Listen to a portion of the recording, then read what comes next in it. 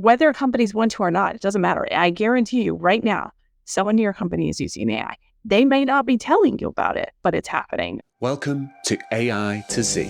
Hosted by Airswift's Chief Revenue Officer, Anna Frazzetto, we delve into artificial intelligence, health tech, and more. Tune in and journey with us into the future. Hello, AI to Z podcast listener. Today we have Jess Hall, who is a design and product leader, plus an author. I love, Jess, how you describe yourself as someone who helps companies that are struggling to compete digitally, and you help them understand their customers, focus their efforts, and drive business results for them. You also wrote a book that I mentioned titled The Product Mindset: Succeed in the Digital Economy by Changing the Way Your Organization Thinks. Fascinating book. Would like to dive a little deeper in that. But you also wrote 3 papers that stimulated our conversation. And the first paper was on how AI is transforming design, designers, and creativity. The second one was on the implications of AI's rapid growth for designers and design work. And the last one, which is like my favorite, of the skill set, mindset coaching designers need in the AI age. So I figured for us to get started, Jess, first of all, welcome. Thank you. And yeah, I would love for you to kind of like lay the foundation of the 3 papers that you wrote in this space. And then I can, kind of start diving into asking you some questions. So our campus recruiting team reached out to me. They work in a lot of different places all over the United States. And they said, hey, we have this group at UVA. They're really interested in design. And UVA, for I guess folks who aren't from where I'm from, is the University of Virginia and at Charlottesville, Virginia. It's kind of a little gem here in this area. And they said, we're really interested in design. They're looking for more of a kind of future forward talk. And I thought to myself, okay, what could I do that I think would be really interesting to students, and really settled on the area of AI and design. But kind of once I got into this topic, I just couldn't stop myself. There was so much to explore and there was so much to think about that one talk turned into 3 papers, which is now turned into a second talk, which is turning into a whole series of papers, because there's so many interesting things to look at and to consider. As we're seeing a lot of change kind of on the surface. People are making images with DALL-E or Midjourney, and they're writing user copy with ChatGPT, or they're writing user stories with Claude, or they're doing lots of bits and pieces. But I think if you kind of project further out, we're going to see some real fundamental changes to what does that mean for the role of a designer. And I've also been looking at what does that mean for a product manager? What does that mean for the skills that you need? What does that mean for the way you're going to work and what your role is going to be? And we can see a lot of that change with, I think, in the next 10 to 15 years because of these technologies and how fast they're changing, how fast they're getting better, and how fast they're being adopted. Whether companies want to or not, it doesn't matter. I guarantee you right now, someone in your company is using AI. They may not be telling you about it, but it's happening. And there's some recent research from LinkedIn and others that were saying that AI is coming to work. It just may be coming to work without any people in leadership understanding what and how. Right. And see, this is the great part. This is why I love your papers and the subject matter is it could be a wonderful marriage, right? AI and the creativity part. But if it's not done correctly, we can kind of get ourselves into a little bit of trouble. Yeah, I think get ourselves into a lot of trouble. I mean, if you think about when was the first congressional hearing for technology related to social media, it was something like 20 years, 15, 20 years, right? That we had so much optimism about how the web was going to bring us all together and everything was going to be kumbaya and awesome. And I think what we've kind of realized with AI is it has tremendous power to be good, to help unlock a lot of things in medicine and education, but also comes with it a lot of really scary things. If you look at the FTC, the Federal Trade Commission numbers in the United States, for how much fraud is on the rise in the last year since ChatGPT is skyrocketing. And, right now we're concerned about misinformation and disinformation. We're concerned about bias and trust. So we have great, it's the old Spider-Man thing, with great power comes great responsibility. So let me start by asking, shifting from heuristics to a new framework. So I read some of your work, right? And you talk about the classic design principles needing an overhaul for AI-powered products. Yeah. So can you elaborate on the proposed framework of, useful, supportive, inclusive, and why it's necessary? Yeah. So if we go a little even further back, we have things like proportion, scale, color, type. Those things, they still matter. Good design fundamentals. And what I told the dad the other day when he asked me when I was talking, what should I tell my daughter in design school to focus on? Learn those fundamentals because they still matter. Learn how to really think about a design and explain it and take feedback on it because that still matters. Learn how to grow and change and adapt as adopter because that still matters. But we used to always say it needed to be useful. You need to understand where you were. You need to be able to understand what was happening. And I think that served us for many years. And then mobile came along. But mobile was just kind of an easy add-on. We said, okay, you need to take that and you need to make it portable.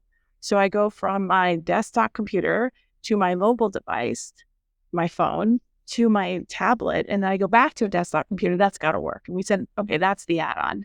But then we also started getting things like, what about privacy? What about security? What about performance? You might say, those are typically the domain of a designer. A designer is not making security decisions. And you're right, designers don't make security decisions. But there are parts of it. And how do we explain what data we collect? How do we create a mechanism for you to delete your data? Or how do we help you understand what data we're collecting, how and when? Those are actually design decisions. So a designer has something to play, as is a project manager, in data security, in figuring out, how do we, partnering with product and the business on what data we should collect and how we should use it, how we display it, and how we kind of help you understand what we're doing with it. So I've kind of thought about taking some of the classics, putting with some new things related to AI. And I've got another thing coming. So I'm going to actually work off that draft because I can see it, but unfortunately you can't. So useful, it always comes back to useful. There's always something that needs doing that you're trying to achieve and you're looking for a tool to do that. If you want to make social media posts, you're probably going to go to Canva. I saw a really interesting English language assistant that helps you practice your English. So if you wanted to learn English, you can play act it with using AI, a job interview, how you ask for things, how you do things. So you can really, if you're trying to do something, you're struggling, there's probably a tool out there. And so you're looking for that utility. There's a lot of companies who are trying to solve a specific problem. The good news is historically what people do is, ooh, flashy, cool new technology. I'm going to go look for a solution for that. But it really comes to what are you solving for? The next one is being supportive. You might remember the first time Gmail said, you mentioned an attachment, but there isn't one. I as someone with ADHD who is forgetful, I love that feature. I also love the feature that said, hey, you have a meeting across town. You need to leave now. Now, I need that alert to come up about 20 minutes before then and about 5 times to make sure I actually leave on time, particularly if I need to get my children to put their shoes on. But if you think about supportive is really, how do we help people not make mistakes? How do we help people correct errors? How do we help people use it? I think specifically to AI, it's how do we help them understand what to do with this? Because it is so new, because people aren't quite sure.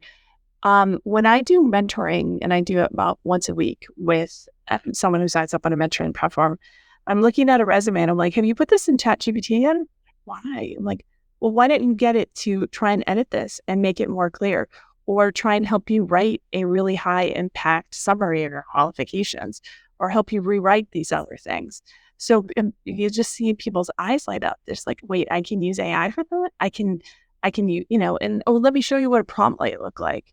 oh, that's how you structure it. Why do you do it this way? So we have a lot to do in this area of supported of creating some scaffolding and helping people be able to figure out how to use things. And then we can take that scaffolding away and just allow them to use it. You might remember on an iPhone, it used to look more like a physical phone. It used to look like a bookshelf. It used to, we tried to make everything on the phone look like it looked like in real life many years ago because it made you feel more comfortable and familiar with it. And now we can strip that away. We can use these kind of minimal flat designs on things because you've had that. So in AI, it's really about helping people bridge that gap into knowing what to do with AI, how to use it, how to gauge the outputs, because you'll see that tiny little thing say, hey, we hallucinate sometimes. I mean, have you ever seen anything that's going to say, oh, well, I'm often going to give you a really terrible answer, but it's like in this tiny bottom. And so I think supportive is one, it's personal, right? This is how do we help people make the decisions and things that are specific to them. And you'll hear a lot about explainability in AI. And explainability is, can we say what the model does? And it's kind of hilarious to me how much they don't understand about how models work. But they'll say explainable. I think it's more important to think about being understandable, because explainable is you can explain it as a data scientist, as a machine learning specialist, as an AI person, as a deep learning neural net, whatever. That doesn't mean that a customer is able to understand how we got to this number. And sometimes it doesn't matter, right? You'll see predictions and things and, like, that's interesting. Or, I'm kind of generally okay with that. But if you need to make a really important decision, and in my day-to-day life, I'm dealing with people who are making decisions in the billions and trillions because we're talking about major real estate ideas, they need to know where that came from. They need to know what that methodology is. They need to know what's underpinning that because they have to turn around and explain that to their client. So I think we need to focus on understandable AI more than explainable AI, because it needs to make sense to the person who's actually trying to do something with it. We want things to be proactive, available everywhere. Accessibility is a big thing. I've seen some interesting research out of the University of Washington about accessibility. In some ways, AI has tremendous potential for accessibility. If you struggle to visualize something, you can just put a prompt into DALL-E and you can see what it meant. If you have autism, you can use chatbots to be able to kind of understand the subtext or a joke, or to be able to have someone else proof your copy before it goes out to say, is this message kind of delivering the way I want it to? So there's a lot that can be done with accessibility, but there's inconsistency in it. And also in some cases of ableism, like some of the imagery, I asked one of the tools to create an image of a person in a wheelchair, and it couldn't quite render the face right. It can't quite do prosthesis right. So it's definitely missing on some accessibility. But also we've got inclusive, trustworthy, private, and secure. And the other one that it was a surprise to me, actually, as I started this work, was around the way things adapt and evolve and change in an AI-enabled product compared to like a typical product I worked on over the years is different as well. Most of the teams I work on, the only time we can really deliver an improvement to a customer is we have to ship new code. An AI model can continue to develop. It can continue to get new data and get more data and through kind of a virtuous circle and start to get smarter. And you can kind of tune that model. And you don't necessarily have to ship new code for an AI product to evolve, which is something that's vastly more powerful than, what we've had in the past, where everything we did required a significant investment of effort to get 1% better, right? 2% better. Now we can get a lot percent better without having to do as much work. So, Jess, you hit on so many key elements, which I think kind of you touched a little bit about explainability. But let's talk about transparency versus explainability, right? So the framework emphasizes transparency for users to trust AI systems, right? So especially if it's code that's being sent out there and it's kind of evolving as it's out there. How can we achieve this transparency? Because I think this is what makes people nervous. How do we achieve this user-friendly that avoids getting too technical? Yeah, I think it's tricky. So primarily I work with a B2B audience. And quite frankly, if they can't explain it, they're just not going to use it. We're not going to see as much adoption in B2B because people have to be able to understand what this, and a lot of times the predictive models that they use today are not AI, and they're specifically not AI because they cannot explain it. Because if you use a statistical model, you can say, these are the inputs, this is the way it was calculated, this is the outputs. And people are like, okay, good, cool, I can trust that. So it's going, if you have this model and you don't quite understand, it's definitely going to limit adoption in the B2B or with a professional audience who needs to be able to explain it. So I think it's kind of a couple of things, which is, if you think about it, is where is it coming from? Where is that information coming from? What is that underlying data? And how did it get paired? And then how is it processed? And then how is it being delivered? So a lot of them are not being transparent about where the model came from. And frankly, not being transparent around did they have consent to use that data? Were the people who used that data, were they compensated? So Adobe is doing some stuff with something called Firefly, and they've said, hey, this is safe to use because we have paid for everything that we trained it on has been paid, and then and then how are you generating that algorithm, and what are you putting out? So I think that has a huge amount to do with trust, and even technical people I've talked to have concerns around that. There's some interesting work about using like knowledge graphs and how we connect them, and essentially taking a model and really constraining it to say, I'm going to tie you down to this and you can't make things up. So I think there's some ways we can get to more trust. There's also some interesting things. I think one came out from Standard where they're starting to actually do scorecards on some of these foundational models. So I think you kind of need a couple of different things. If you think about nutrition facts, right? You can generally trust the nutrition facts on something because it's a standard. Everybody has to use it. It's government mandated. There are rules about how you come up with it. So you're kind of saying what went into this thing that I'm eating, how was it made? And then I have independent experts. So I think one of the challenges here is if we want things to be more trustable, we need more auditing. We need more third-party auditing, people who are able to kind of poke under the hood and understand how things are, especially if you think about, they use AI to all the government applications, they're using full auditing tools.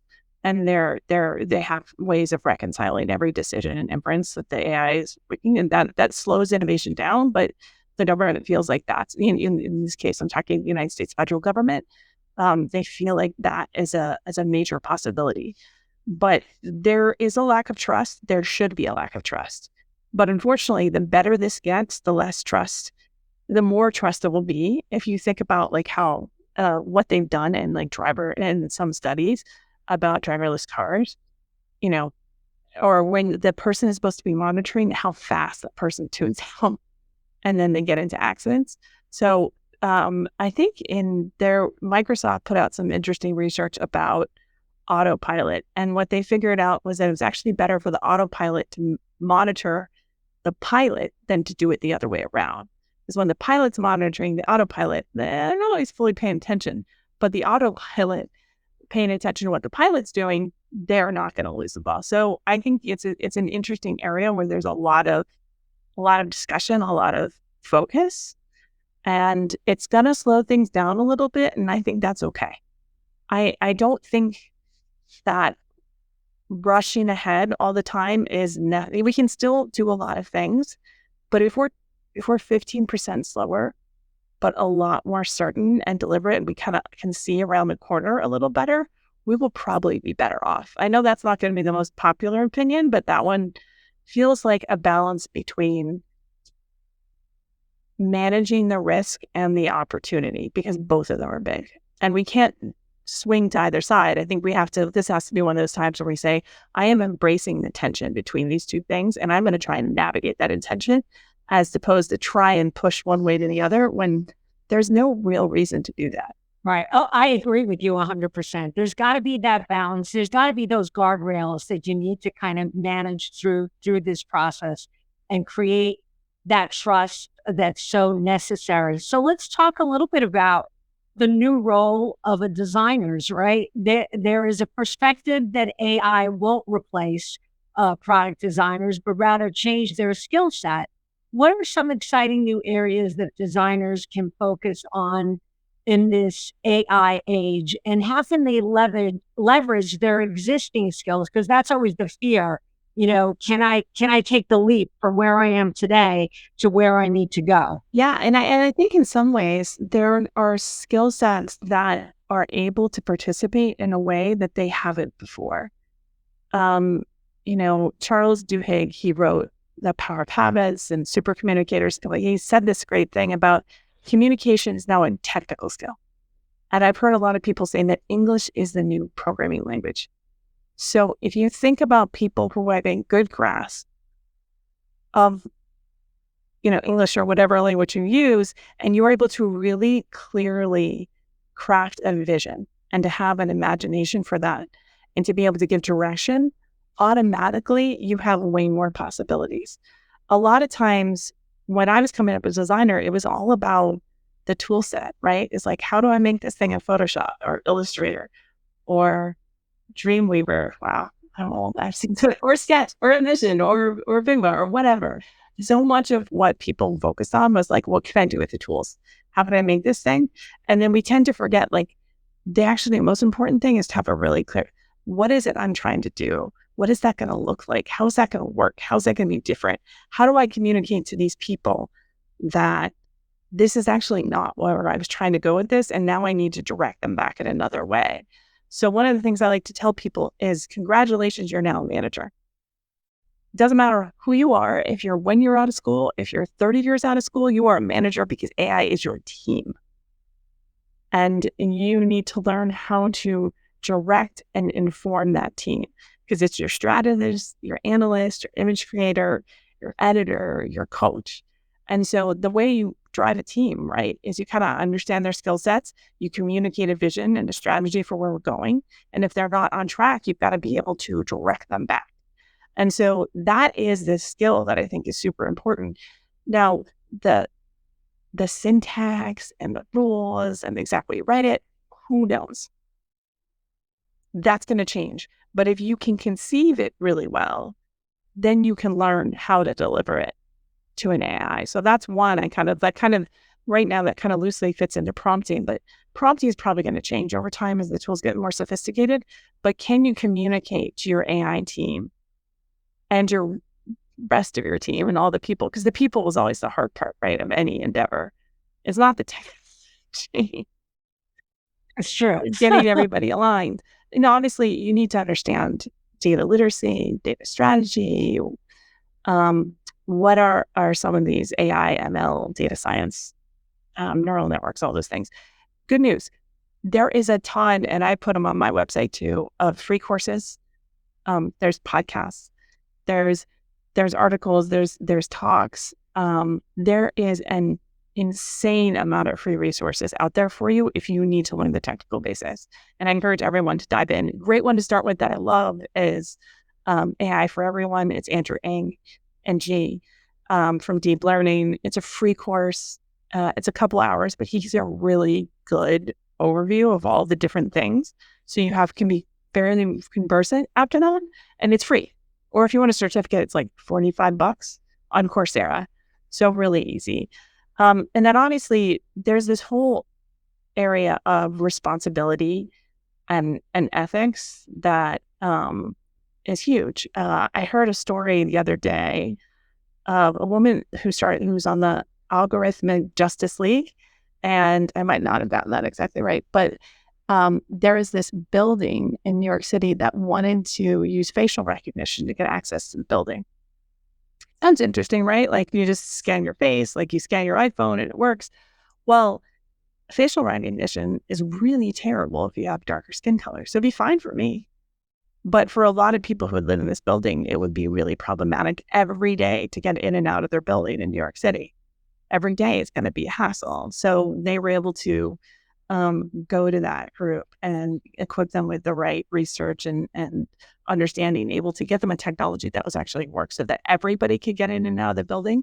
So we have a lot about data privacy, responsible AI ethics and trust. There's a lot to do there. And I encourage everybody to really lean in understanding what that means, so that you are able to contribute to that working instead of contributing to that getting worse. Right. Well, great point. So a superpower for designers. I love the fact that you said you're a manager and AI is your team. But the prompt building process is highlighted as a strength for designers. Can you explain what prompting is and how it can be used to maximize the potential of AI tools? Yeah. So essentially, a basic thing, a prompt is the direction. So, Abram Maldonado, who's an OpenAI ambassador, he had this great thing about teachers. If you think about a teacher, um, my kids have, I don't know, a couple more weeks of school left. They could stay all summer. I'd be totally fine with that. Um, but you have to set the context. Like, this is where we are. This is what we're doing. This is why we're doing it. This is what I need you to do. This is what I want you to learn. This is how it's going to happen. So you kind of lay it out, and then you give direction. So a couple different ways to look at it. One is you kind of start with, who are you? So we're giving the AI a role.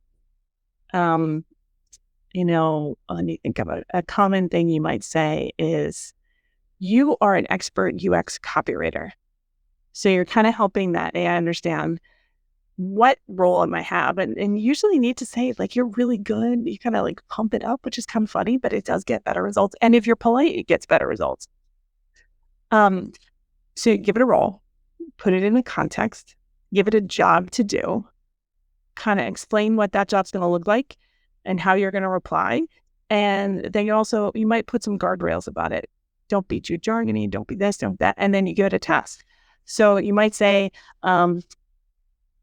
you are creating an image for a presentation that's a pitch deck on a new AI podcast. And this really needs to show that this is future forward, but it's grounded in reality. It has a person in the foreground, and the colors should be pink, yellow, and blue. And don't have ones and zeros, because that's like old school and lame. And so you'll say, create this image. So you can use what's called a naive prompt, which is just a couple lines, or you can use these structures where you're kind of laying out all the pieces. And in journalism school, everyone said the who, what, where, why, and how of it, right, way back early days. And it's really just being able to put this very complete structure together. The good news is, even if you get that wrong, you can still provide additional direction. Make it more green. Move this person over here. Less techno-futurist, more grounded in reality. Put the light behind their head and make sure there's a shadow on one side of their face. So you can add that kind of description.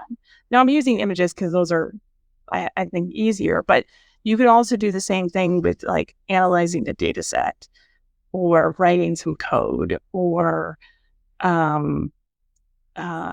taking a piece of a knowledge graph, or trying to resolve a bunch of entities to figure out what there is. So there's lots of different ways to do it. But if you think about creating the picture in your mind of what it is you're trying to create, and why am I doing it, and who am I doing it for, and what's important about how I do it, and what do I definitely want to avoid, I think you've got the building blocks of a really good prompt.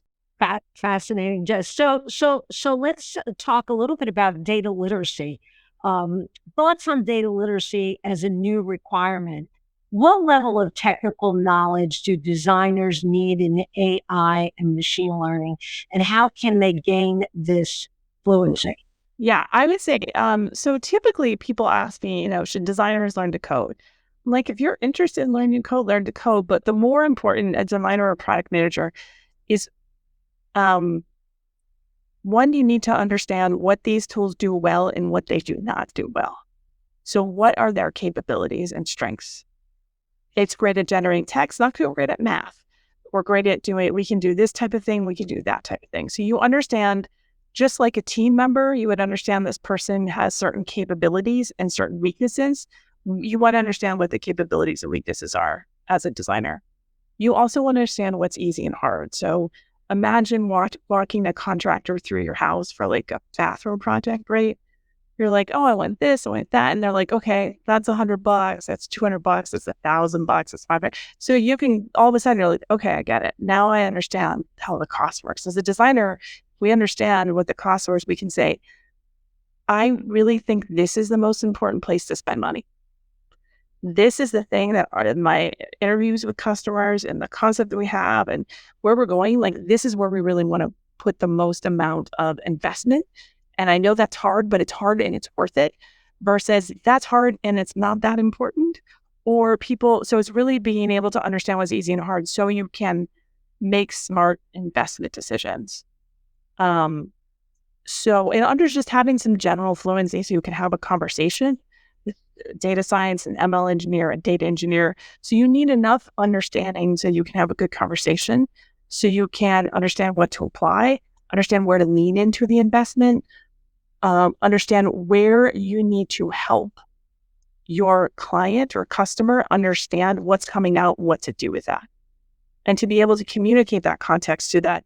So your ability as a designer here is you're helping visualize how all this thing is going to work together. So the technical team can look at that and be like, oh, okay, I got it. Well, here's how I might do that differently. And so you're helping the technical team also navigate trade-offs in a way that's going to benefit the customer the most.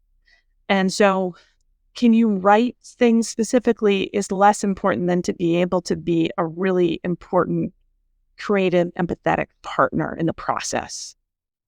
Is more important in general. And that's not just AI. That's, I think, if I apply that to where designers and product managers are most effective to a technical team, is creating really clear guidance on what we need to do and what's important. So in letting that technical team bring their best solutions to the table. Jess, you kind of mentioned a little bit about the ethical component. So when we talk about trustworthy and ethical as a core principle, how can designers ensure their AI-powered creations are not biased and uphold ethical values? We kind of touched on a couple of these elements throughout the session today, but kind of drilling in specifically, how do we kind of ensure this? It's an emerging area. I think it's a couple of things. One, it's looking at a lot of the work, and I'm linked to them. There's a lot of organizations that are looking into this and raising this. That's a big part of just building your awareness and understanding of it. It's helping make sure that there's diverse voices on the team. And so I'm always struck by something Kara Swisher said. She's this legendary tech journalist. A lot of social media was designed by people who never knew what it was like to be unsafe. And when you think about that, if everyone who's working on these projects has never known what it's like to kind of been discriminated against or to encounter these types of things, that lived experience of the room actually makes a difference in how we think about those things and how we do those things. That's a piece of it. Advocacy.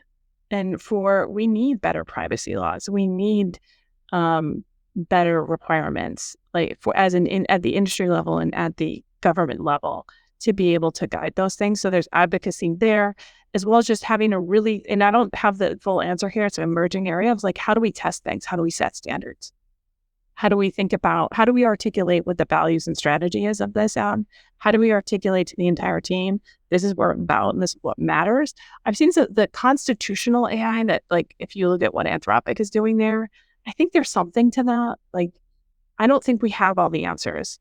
And I think this is going to be one of those things where the more pieces we can fit together with having people who are aware of it and care about it. We're having diverse voices at the table, of having robust data testing protocols, of having good regulatory and industry standards for how we prevent these things, of having really great testing, of having really concrete feedback loops with your customer base. So if you screw it up, when you screw it up, that you're able to identify it and rectify it. I think it's going to be bringing together a series of things that's probably going to make the difference there. All right. Okay, so then my last question is it possible that designer education might not be fully preparing for the AI revolution? What changes do you think are needed in design education to equip future designers with the right skill set? I It's been a long time since I've been in design school. Um, I think there's diversity approaches. I talked to this father recently, and he said that his daughter was in a program that was really saying, no, no, no, don't do that, don't do that. I'm like, well, no, that's wrong. I think what we have to say as design professionals, one is fundamentals always have mattered and they always matter. Being able to think things through, be able to explain them, be able to make them, that's still important. To be able to take feedback and to continue to evolve. So that adaptability, resilience, learning, community, those things, huge parts of it. So we need to hold to those. And then we need to lean into what is this tool? Like any other tool, like 3D animation, like the camera, right? Like there's a time where people are like, what is this thing? So each of these creates new mediums and new opportunities to create. This one comes with a whole lot of challenges to how who owns it and how do you work with it and what's the right way to use it. So we need to lean into that. And then there's also just in general, um, you know, I have two daughters. I have a kindergartner and a third grader. And I think the best thing I can do for them as a mom is to give them this flexibility and this sense of if they understand how to work with people, if they know how to really communicate what they're trying to do, if they have this adaptability and resilience built into them, that's the best thing I can do for them. And it's the only thing that's going to work. And the only thing I can count on is that they're going to have to navigate all these things. So I think if you have some of these bits and pieces, you can put it together. How that's being translated into the education, I'm not quite sure. I have worries about that. Also, because when people are entering into the workforce, it's a very different workforce. Like I just learned with a lot of people tapping me on the shoulder, walking into someone's office and not leaving for an hour, right? Like getting my ass kicked every time I went to do crit. Every time I put work on the table, I got eviscerated. Like the work got eviscerated. Let me be more accurate. Like my work got obliterated when I was young, but that feedback made me smarter and better. That feedback, that in the moment, like raw, kind of intense feedback that gave me that sense of um, uh, uh, Daniel Shawn calls it an internal gyroscope, that every professional has this internal gyroscope that has to be developed over time. I remember we had to have someone fix a washing machine once. When I told him what the problem was and what kind of machine it was, he knew exactly what was wrong with it. Like that's an internal gyroscope. It's like a mechanic has it, a craftsperson has it, a designer has it, a product manager has it, an engineer has it. It is that good internal judgment and that ability to figure things out or reason them and bring them together. Those skills, I learned them one-on-one. And I've certainly, I've worked remote, right? Like for most of my career, I know how to build relationships. I know how to give feedback and do things. But I feel like when a lot of the things that you did when you came out of school into the industry was this kind of basic boring crap that the AI does really well, you lose, and you did that and you got feedback and you saw meetings and you grew into these other things. Like if AI is doing the basic stuff, we've got to teach you and grow you up as a designer in a different way than we had before. And I don't know that we're reckoning with that. And how are we going to create the seniors and the leads and the managers that need to come in 10 years ago if they're not doing the work that we did that helped us get there? And that's not to say, I think they're tremendously capable people. I talked to my own interns that I've had over the years about this and like super smart and capable, but I think we're going to have to rethink things. We've got lawyers and consultants doing work that they know they can do, the AI can do because they're like, oh, we don't know how to train them any other way. So that in 2 years from now, they'll be able to take the next rung of jobs and the next one. So I don't know that I fully have an answer to this one, but I think it's a big problem. And I don't know if they're seeing it yet is my concern. Right. See, I think, you highlight a couple of areas. It's I think that, you take a look at like when we entered the workforce, similar experience. I started off as a programmer, developer, right? So, my first rounds of code, I was, beat up for, oh my God, go back to the drawing board.